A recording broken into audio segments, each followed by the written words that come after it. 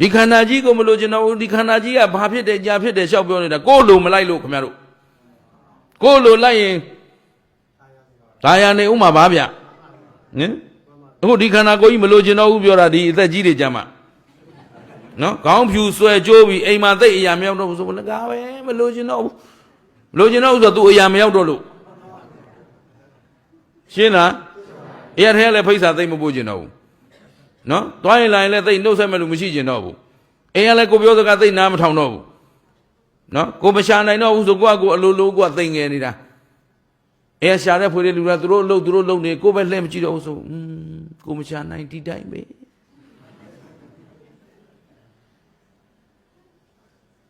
ဟိုမှာကလေးတွေအလုပ်များနေကြတာပဲထမင်းငါခူးစားလိုက်မှာမို့မလေးထမင်းတောင်ကျွေးဖို့မရတော့ဘူးအိုးရရှိနေကိုခါစားလိုက်ပါလားပြဿနာရှာလှုပ်ရှုပ်တော့ပါလားကြည်ရောကျင်တဲ့သလားငါလူရမသွင်းကြတော့ဘူးသိချင်းစိုးသိချင်းလို့ဟုတ်ကဲ့လားဗျသဘောပေါက်သလားအမလေးရွယ်ရောက်တော့ဟိုနေရာလဲဥက္ကဋ္ဌဒီနေရာလဲဥက္ကဋ္ဌဟိုနေရာသူပါဒီနေရာသူပါဆိုမလေးဝင်းနဲ့အဲ့ချင်းသိချင်းမလားဆိုမသိချင်းသေးဘူးခန္ဓာယုံနံလို့ဆိုလုံမှာပေါ့မအားသေးဘူးဘာလို့ဆိုဒဲအိုးသွားနေရတာစာချုပ်ချုပ်နေရဒဲအိုးနဲ့စာချုပ်ချုပ်နေရဟိုနေရာလဲငါမပါလို့ပြီးဒီနေရာလဲငါမပါလို့ပြီးဘာလို့ဆိုတော့အဲ့ဒါအကုန်ပါပြီးဒဲအိုးသွားမလို့ဘုရားတဲ့လဲငါပါမဖြစ်မနေရှောက်ရှာအာရမတွေရှောက်လို့ပရိဒတ်လုပ်လဲငါပါမဖြစ်မနေရံငွေတွေရှာဟိုလူညစ်ဒီလူညစ်နော်ဟိုလိုသုံးဒီလိုသုံးလောဘတွေဖြစ်ဒေါသတွေဖြစ်များလူတော့ဝမ်းနေတာနည်းနည်းလူတော့ဗိဓာတွေပွားပရိဒတ်လုပ်ရင်ဘယ်သွားမလို့ဘယ်ဟိုသွားမလို့ကြောင်းဆောက်ရင်ဘုရားတည်ရင်ဟာခင်ဗျားတို့တော်တော်များတာပဲဗျစာချုပ်တွေကတော်ချုပ်ပြီးသွားပြီအဲ့ဒါနည်းနည်းလေးအရာမလဲရောက်ရအောင်ဘုန်းကြီးရဲ့သုံးမရပါဘူးမသုံးတော့လို့ပြောနေတာသဘောပါလားအဲ့တော့အချိန်မီသူ့လက်အောက်ကလွတ်အောင်မယုံနိုင်ရင်ခင်ဗျားတို့ဒီဘဝထိုက်တန်တဲ့ဘဝမရဘူးမတန်မရသိရတော့မယ်ဒေအိုးဆိုတာနားထောင်ကောင်းအောင်ပြောထားတာမဟုတ်ဘူးဗျခင်ဗျားတို့ကျွတ်တို့ရဲ့လာရလန်းခင်ဗျားတို့ကျွတ်တို့အားလုံးဟာဘယ်ကလာခင်ဗျားတို့ကျွတ်တို့အနေအများခဲ့ဆုံးကဒီနေရာကံကောင်းထောက်မှဆိုတာအခုထိုက်တန်လွတ်မြောက်နေတုံးလေးတခါတဲ့အလွတ်ယုံဒိဋ္ဌိသာပြုတ်ရင်ခင်ဗျားတို့ဒီအပယ်သွားစရာအကြောင်းကျင်သလားအဲ့တော့ဒိဋ္ဌိနောက်တစ်ခက်ကဝီစီကိစ္စကင်းတဲ့သူတဲ့ဗါတဲ့ဝီစီကိစ္စဆိုတာယုံမားတန်တရားဗါတဲ့ခုနခင်ဗျားတို့ဖြေသွားတဲ့အထဲမှာအဲ့ဒီတန်တရားတန်ပါပြီးသားအပေတကားပိတ်ဖို့အရေးနဲ့သားရေးသမီးရေးစီးပွားရေးဘယ်ဟာအရေးကြီးတော့အဲ့ဒါခင်ဗျားတို့ခုဝီစီကိစ္စတန်နဲ့ဖြေနေတာအတန်ပြက်သားထွက်မလာဘူးဟုတ်လားမဟုတ်ဘူးလားထွက်သလားခင်ဗျားတို့မထွက်ဘူးဘယ်လိုဖြေရမယ်ဆိုတာသိလို့သာဖြေနေတာကိုလောက်တာမဟုတ်ဘူးဆိုတာတော့သိကြတယ်အဲ့တော့ယုံမတန်တရားဘုရားရှင်ရဲ့အဆုံးအမဘုရားရှင်ရဲ့တရားတော်အတိုင်းကိုယ့်ဘဝကိုအလုံးစုံဘုရားအဆုံးအမအတိုင်းစနစ်တကျပြည့်စုံအောင်တည်ဆောက်ပြီးနေဖို့ဆိုတာမလွယ်ဘူးရှင်ဘုရားပတ်ဝန်းကျင်ကကိုကောင်းနိုင်ကောင်းတာမဟုတ်ဘူး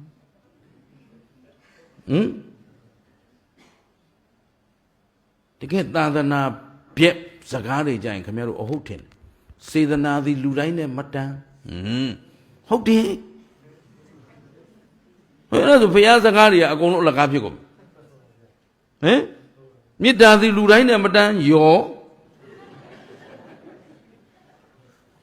အဲ့ဒါဝိသိစိတ်ကကိစ္စစကားတွေခင်ဗျားတို့ပြောနေတာသင်ကောင်းလျင်ကျွန်ုပ်မဆိုးပါဒါလူမိုက်စကားမင်းဘယ်လောက်မိုက်လဲလို့မေးတာနဲ့တူတူပဲမင်းမိုက်ရင်ငါမိုက်ဖို့အစဉ်သင့်မယ်မင်းချရင်ငါချဖို့အစဉ်သင့်မယ်ဆိုတဲ့စကားတော့ပါလားအယုံမတန်တရား တရားတော်တိုင်းနေလို့လည်းမဖြစ်နိုင်ဘူး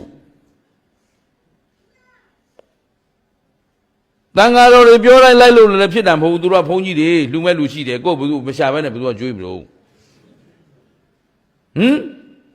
အဲ့တော့ဘုရားဘောတန်တရားတရားဘောတန်တရားသံဃာဘောတန်တရားယုံမားတန်တရားတွေရှိနေသေးသည်ဘဝကိုစနစ်တကျယတိပြဆုံးဖြတ်ချက်ချပြီးမလျှောက်လန်းနိုင်သေးသည်ဘုရားတို့ဝီစည်းကိစ္စကင်းတဲ့လူလို့ပြောလို့မရဘူးဝီစည်းကိစ္စမကင်းသေးရင်ဒီဘဝထိုက်တန်သူဖြစ်ပြီလို့ပြောလို့ကျေနပ်သလားရှင်းရောရှင်းရလားကောက်သီလပရပရမတာတဲ့ဗါတဲ့အကျင့်မားတွေဗါတဲ့အကျင့်မားတွေခွေးလိုကျင့်တဲ့အကျင့်နွားလိုကျင့်တဲ့အကျင့်အဝတ်မဝတ်တဲ့အကျင့်နော်စူးပေါ်အိတ်တဲ့အကျင့်မိလုံရေခုတ်ရင်ငုတ်မိလုံတုံးခုံစဲကအကျင့်တွေဟာနိဗ္ဗာန်ရောက်ကြောင်းလားမဟုတ်သလိုနော်တို့ခင်ဗျားတို့ဗမာပြည်မှာကြတော့နတ်တင်လို့စီးပွားဖြစ်လာတယ်ဆိုတာ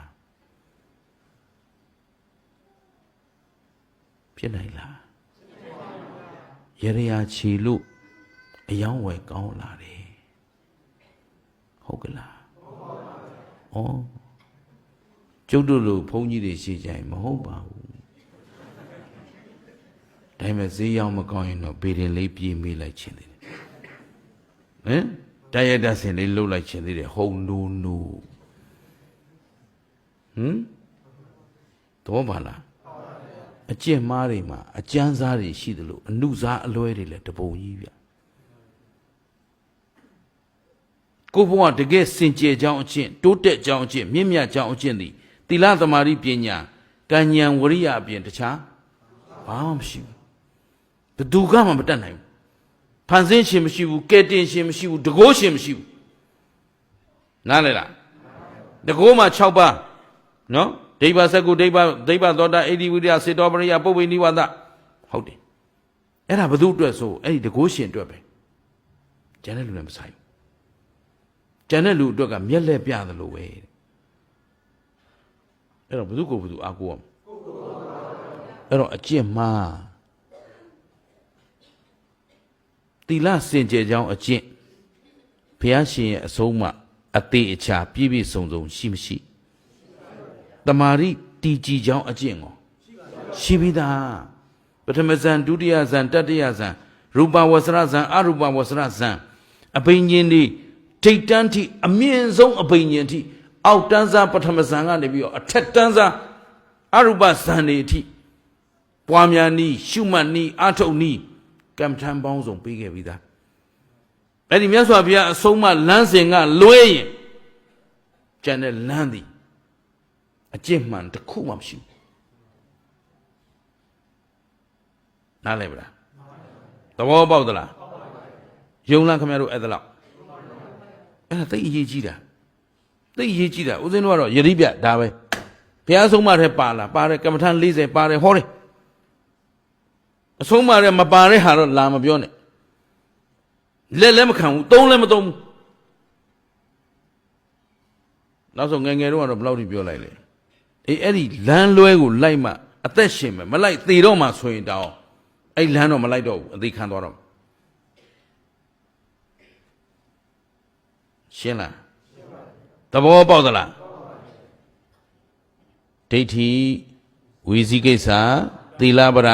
ပရမတ္တအရေးကြီးဆုံးကဒါပဲနောက်ဟာတွေကတော့လောဘဒေါသမောဟမာနဟောအလုံးပေါင်းလိုက်တော့ဘယ်နှချက်လဲ9ချက်ဆိုတော့အခုတို့အောင်တို့ကလောဘအလိုလိုက်ရမှာလားလောဘကင်းအောင်ကြိုးစားရမှာအခုတို့အောင်တို့လောဘကင်းအောင်ကြိုးစားနေမှဒီသာသနာနဲ့ထိုက်တန်သူလူဘဝနဲ့လို့ပြောလိုက်တာအခုခင်ဗျားတို့အားလုံးသိတဲ့အတိုင်းပဲလောဘသည်ချမ်းသာပေးတာလားဆင်းရဲပေးတာလားဖြေတတ်တယ်နော်လောဘသည်ပူလောင်ခြင်းကိုပေးသလားအေးမြခြင်းကိုပေးလားဟောလောဘသည်အထက်တန်းတရားလားအောက်တန်းတရားလားမြင့်မြတ်ကြောင်းလားယုံညံ့ကြောင်းလားဟောဒါဆိုတာရုခေါ်ပြီးပြီပြန်ကြစို့ phía xin bị đà đó bà là cô thay đạo ló ba nào lay à mà là ló ba nén này thì mẹ nén ông chú ra mà ló ba kiến thú tôi một ló ba kiến ông chú ra này đủ ta mà thay đạo ta nên nên show hoa ra chú cả nhớ sao bây giờ nào cả thong cha là bị hết cao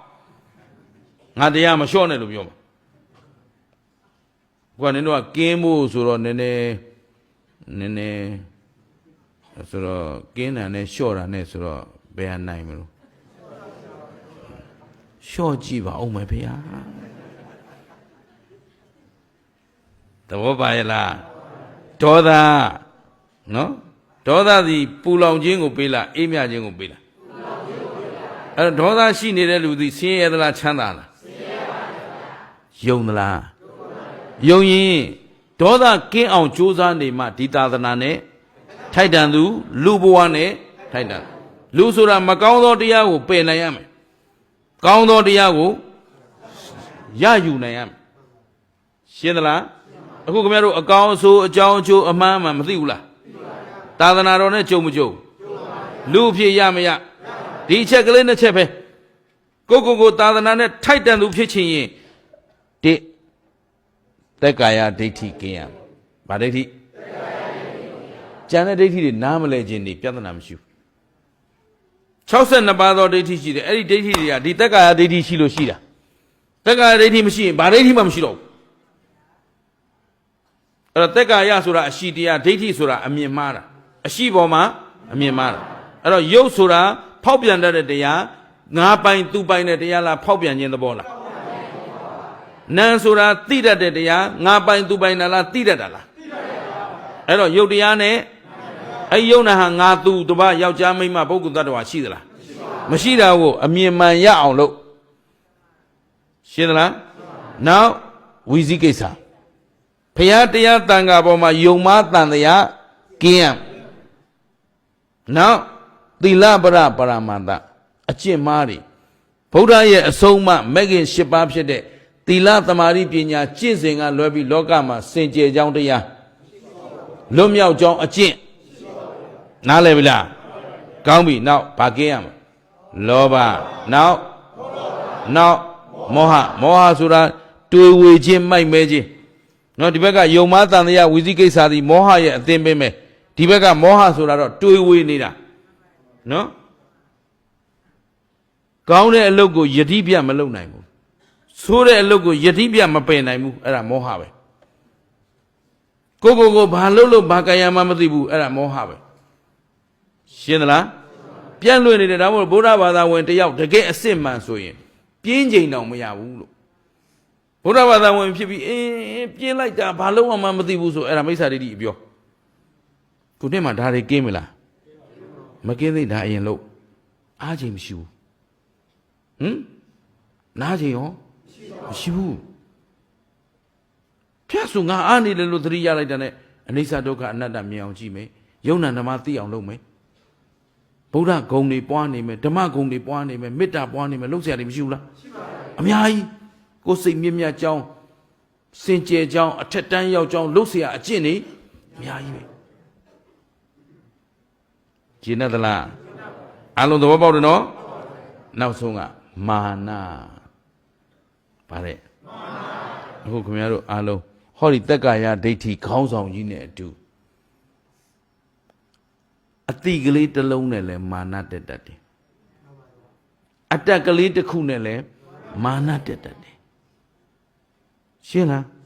တချို့ကစာအုပ်ကလေးတအုပ်ဖတ်ပြီးမာနတက်နေတာလည်းရှိတယ်တချို့ကလက်မှတ်လေးတစ်ခုကင်ပြီးမာနတက်နေတာလည်းရှိတယ်နောက်အိမ်မှာငွေရှာနိုင်တာနဲ့မာနတက်နေတာလည်းရှိတယ်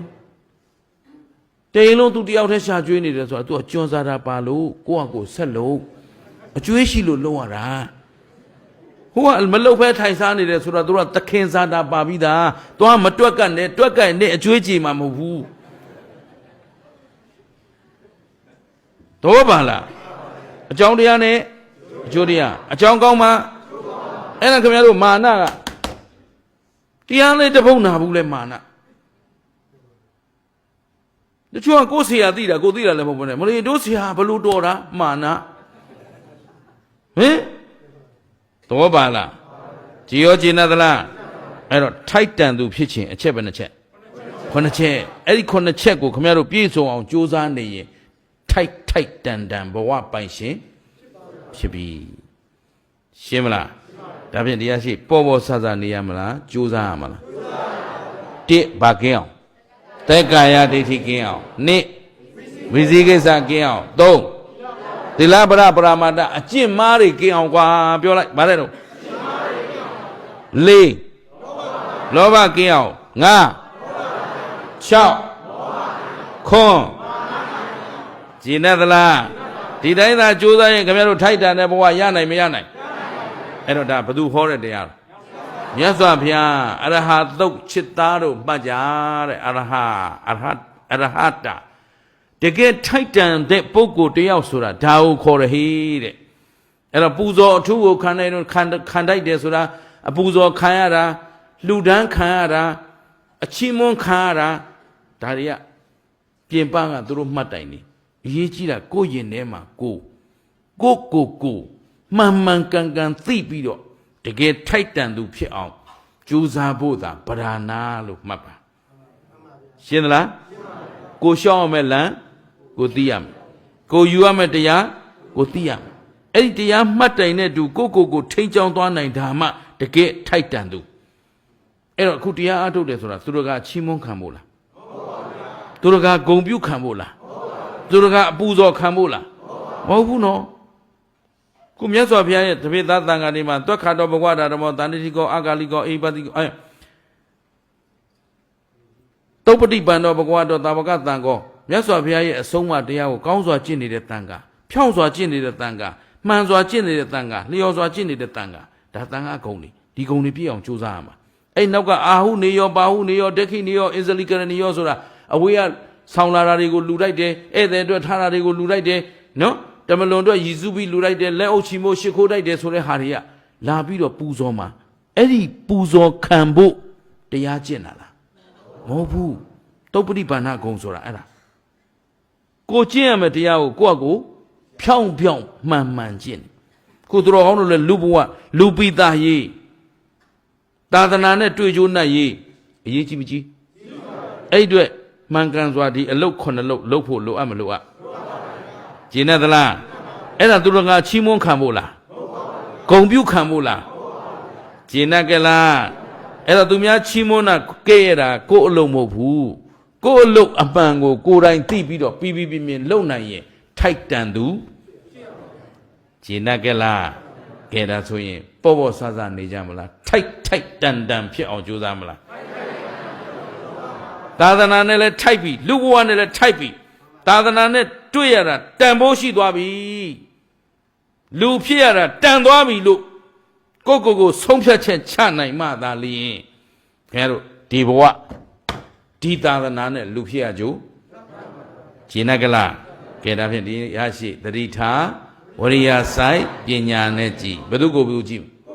ကိုကြည့်ဘယ်သူမှကြည့်မနေနဲ့ကို9ချက်ပြည့်ပြီလားရှင်းလားဟဲ့အဲ့တော့အခုဝေဖန်စရာတရားရောမရဘူးလားအဲ့တော့ဒီနေ့ထိုက်တန်သူတရားနာတဲ့ဖြင့်ထိုက်အောင်တန်အောင်ဘယ်လိုလုပ်ရမလဲဆိုတာမသိရဘူးလားသိရတော့ပေါ်ဆဆနေကြမလားထိုက်တန်အောင်ကြိုးစားတကယ်ကြည့်ရမှာတော့တကယ်ရှိတာယုတ်တရားနဲ့ကိုယုတ်ကိုနံတကယ်ကြည့်လိုက်တော့ယုတ်တရားကမြဲသလားနံတရားကယုတ်နံခန္ဓာဆိုတာဖြစ်ပြီးရင်ကဲဖြစ်ပြီးပြတ်တာဘာသစ္စာသိတဲ့ဉာဏ်ကမေဃသစ္စာလာရင်ဒီလွဲမားတဲ့ကျင့်စဉ်တွေလွဲမားတဲ့အယူတွေလာအောင်မလားမလာရင်သေတာကနောက်ခန္ဓာမလာတာကသစ္စာဘယ်နှချက်ကဲအေးကဲတော့သစ္စာ၄ချက်တစ်ပြိုင်တည်းကြိုက်မှသာလျင်သံတရားဝတ်တွင်းကလွတ်ကင်းမှဖြစ်တဲ့အတွက်မမိမလျော်မပေါ်ဆသောတတိမလျှော့သောဇွဲလုံးလာဝရိယလက်ကင်ထားပြီးတော့ဒီဘဝဒီခဏမှာပဲဒီသာသနာနဲ့ဒီဘဝထိုက်တန်သူဖြစ်အောင်ကြိုးစားကြလို့လေးစားစွာနဲ့တိုက်တွန်းရင်းနဲ့နားကြစို့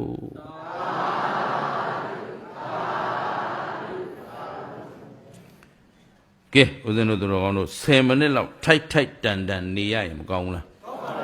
နိဗ္ဗာန်နဲ့ထိုက်တဲ့ပုဂ္ဂိုလ်လူအဖြစ်နဲ့ထိုက်တဲ့ပုဂ္ဂိုလ်တန်ဖိုးရှိအောင်ကြိုးစားကြစို့ တင်မလင်ခွေထိုင်ထိုင်ဒုတုတ်ထိုင်ထိုင်နှစ်သက်သလိုထိုင်သို့သောခါမမထကောင်းမမထလက်ဖွားနှစ်ဖက်ရှက်လက်မထိတ်ချင်းထိထားမယ်အရိယာဘုစိတ်တိုင်းကြရင်မျက်လွှာလေးချနာသီဆုံးမှတရိကလေးလေးဖြည်းဖြည်းမှန်မှန်ရှုမယ်ဖြည်းဖြည်းမှန်မှန်ပြန်ထုတ်မယ်ဝါဝါရှုမယ်ဝါဝါထုတ်မယ်စိတ်မပြန့်လွင့်ပါစေနဲ့မတွေ့ပါစေနဲ့